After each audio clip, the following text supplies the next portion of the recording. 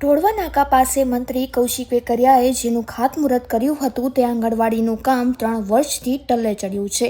30% કામ બાકી હોવા છતાં એજન્સીના અભાવે બાંધકામ ખંડેર બની ગયું છે અને ત્યાં પશુઓનો વસવાટ જોવા મળે છે।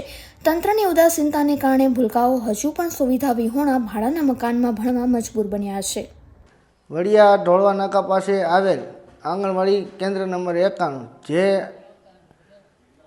2023-24ની ગ્રાન્ટમાંથી મનરેગા ગ્રાન્ટમાંથી નવીનીકરણ માટે મંજૂર થયેલ તે હાલ છેલ્લા 3 વર્ષથી આ અધૂરું કામ મેકીને કોન્ટ્રાક્ટર ચાલ્યા ગયા છે। એની આવી સ્થિતિ છે। તમે જોઈ શકો છો કે અહીંયા છાણના પોદરાઓ ધૂળ ધમાવો ઉપર જોવો આ બાવાઓ થઈ ગયા છે।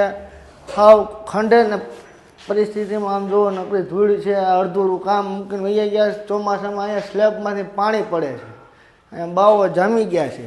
અહીંયા આવો આ જોવો આ પ્લેટ છે રસોડાની, એમાં હજી લાદી પ્લાસ્ટરનું કામ અધૂરું રાખીને ગયા છે। અહીંયા જો એમને રાખીને વહી ગયા છે, નથી પ્લાસ્ટર સરખું કર્યું કાંઈ નહીં। જોવો આવી સ્થિતિ છે। અહીંયા જુઓ તમે પોદરા સાણ ને આ કૂતરાઓ ઢોરનો અડ્ડો બની ગઈ છે। આ આંગણવાડીમાં કાંઈ પૂરું કામ નથી કર્યું।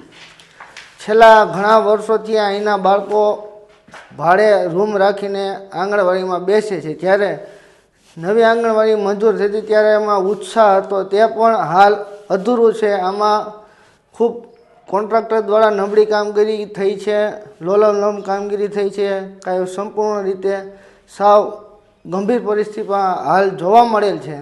માટે ગઈકાલે મેં માનનીય ગુજરાત રાજ્યના મુખ્યમંત્રી શ્રી ભૂપેન્દ્રભાઈ પટેલને લેખિત પત્રમાં આંગણવાડીનું નવીનીકરણ કામ પૂર્ણ કરવા અને જે આમાં લોલમલોલ કામ થયું છે તેની ઉપર કાયદેસરની કાર્યવાહી પગલાં ભરી કરવામાં આવે અને આ નવીનીકરણની કામગીરી પૂર્ણ કરીને બાળકોને ન્યાય આપવામાં આવે તેની રજૂઆત કરેલ છે। જય હિન્દ, જય ભારત।